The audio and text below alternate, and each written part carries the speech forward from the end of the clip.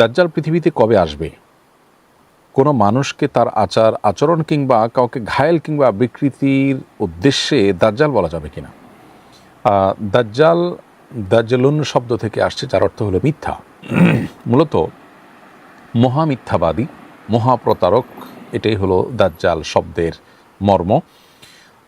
পৃথিবীতে দাজ্জাল যে আগমন করবে, যে মর্মে হাদিসে সতর্কীকরণ করা হয়েছে, এবং যত নবী রাসূল পৃথিবীতে এসেছেন সবাই যার যার উম্মতকে দাজ্জালের আগমন সম্পর্কে সতর্ক করে গেছেন।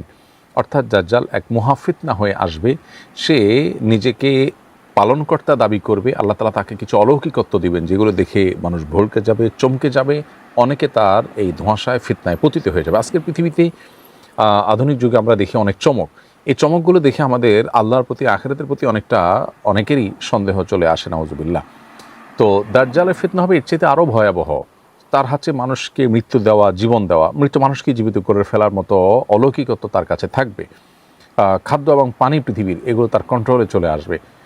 এভাবে নানাবিধ চমক তার কাছে থাকবে, যেগুলো দেখে সে যখন নিজেকে আল্লাহ দাবি করবে, সৃষ্টিকর্তা বা পালনকর্তা দাবি করবে, অনেকেই তাকে বিশ্বাস করবে।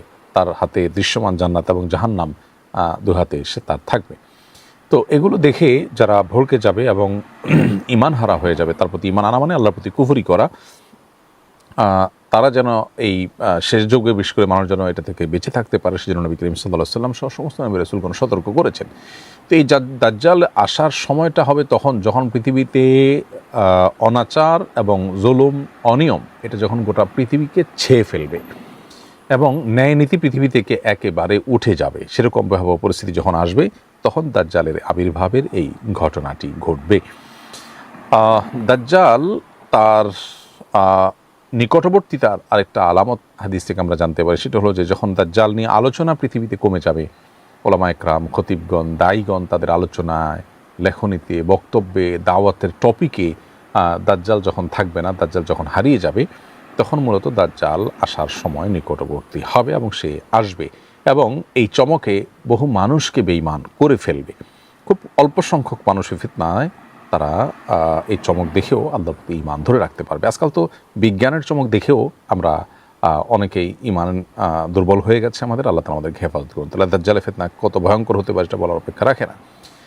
এখন কোনো ব্যক্তি যদি দাজ্জালের মতো এরকম মিথ্যা, প্রতারণার নেচারটা তার মধ্যে পাওয়া যায় ব্যাপকভাবে, তাহলে তাকে দাজ্জাল বা মহামিথ্যুক, এটা শাব্দিক অর্থের বিচারে তার ব্যাপারে প্রয়োগ করা চলে। নবী করিম সাল্লাল্লাহু আলাইহি ওয়াসাল্লাম ইবনে হাদিসে বিশেষ করে মিথ্যা নবুয়তের দাবিদার যারা আছে তাদের সম্পর্কে, তারপরে হাদিস গড়াপেটার সাথে যারা জড়িত হয়েছে, এদেরকে মুহাদ্দিসগণ অনেক সময় দাজ্জাল মিনাদ দাজ্জালা, মহামিথ্যাবাদী হিসাবে আখ্যায়িত করেছেন। তো এরকম যদি কারোর মধ্যে থাকে তাহলে তাকে এরকম বলা যেতে পারে, কিন্তু এটার ব্যবহারটা খুবই স্পর্শকাতর। ঠুনকো বিষয়, আপনি একজনকে এত বড় একটা কথা বলে দিলেন, সেটা কিন্তু বলা উচিত নয়।